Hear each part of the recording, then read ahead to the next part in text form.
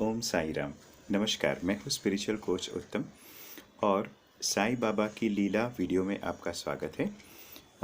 मेरे प्यारे व्यूअर्स, मैं आपको बता दूं कि साईं बाबा की लीला, ये जो वीडियोस है वो हर एक वीडियो में मैं आपको साईं बाबा की एक लीला के बारे में बताऊंगा।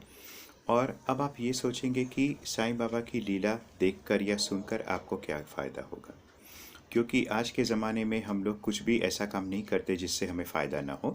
तो मैं आपको बता दूं कि आप हर एक लीला के बारे में जब सुनेंगे तो आपका मन जो है वो पवित्र होगा, और जैसे जैसे आपका मन पवित्र होगा वैसे वैसे आपके जीवन के सारे जो रुके हुए काम हैं वो भी बनते जाएंगे। इसलिए ये लीला आप खुद तो सुने और दूसरों को भी सुनने के लिए प्रेरित कीजिए, ताकि उनके जीवन में भी जो रुकावटें हैं वो दूर हो जाए। और क्यों दूर होगी वो तो मैं बता ही चुका हूँ, क्योंकि मन पवित्र होते जाता रहेगा। तो चलिए हम लोग आज की जो कहानी है, जो लीला है, वो शुरू करते हैं। कहानी का नाम है चांद पाटिल। चांद पाटिल नाम का एक आदमी था जिसके पास एक घोड़ी थी।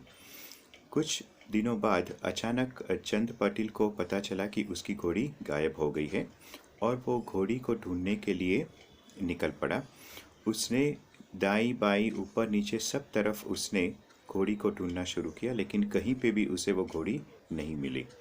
आखिर हताश होकर वो वापस अपने घर की ओर बढ़ गया, और तभी उसे रास्ते में एक फ़कीर नज़र आया जिसने एक कफनी पहनी थी और सर पे एक सफ़ेद रंग का स्कार्फ उसने पहन रखा था, और वो चिलुम पिए हुए थे। तो चंद पटेल को परेशान देखकर वो फ़कीर ने उसे पूछा कि आपके चेहरे पे बहुत ही उदासी दिख रही है, बहुत ही तनाव दिख रहा है, क्या बात है? ये बात सुनकर चंद पटेल ने कहा कि मेरी जो घोड़ी थी वो खो गई है, और इसकी वजह से मैं बहुत ही परेशान हूँ, निराश हूँ। फ़कीर ने तुरंत ही कहा कि पास में जो नाला है वहाँ जाके ज़रा देखो तो तुम्हारी घोड़ी है कि नहीं।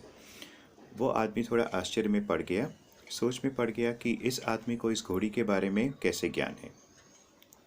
फिर भी उसने सोचा कि फ़कीर जैसे आदमी दिख रहे हैं तो मैं जाके देख लूँ। थोड़े ही दूर नाला था, वो नाले के पास गया और वहीं पे उसकी घोड़ी घास चर रही थी। यूँ मानो कि वो जो घोड़ी थी वो चंद पाटिल का इंतज़ार ही कर रही थी। घोड़ी को लेकर वो अपने पास आया तो फ़कीर ने उसे कहा कि तुम चिलुम पीना चाहोगे? तो चंद पाटिल ने कहा कि हाँ, मैं बिल्कुल पीना चाहूँगा। और फिर फ़कीर ने उन्हें चिलुम बना के दी और चंद पाटिल ने वो चिलुम पी। थोड़ी देर बाद हिम्मत जटाकर चंद पाटिल ने उस फ़कीर से पूछा कि फ़कीर जी, आपका घर कौन सा है? तो फ़कीर ने जवाब दिया कि पूरा विश्व मेरा घर है, ये ज़मीन आसमान कोई भी दिशा सभी मेरा घर है।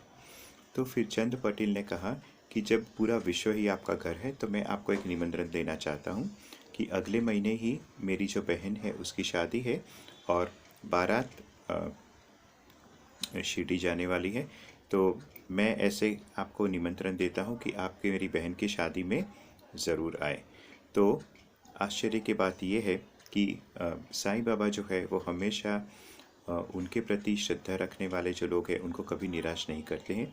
वो चंद पाटिल के घर गए और बारात में जुड़ के वो लोग शिरडी जाके अच्छी तरह बहन की शादी भी हो गई।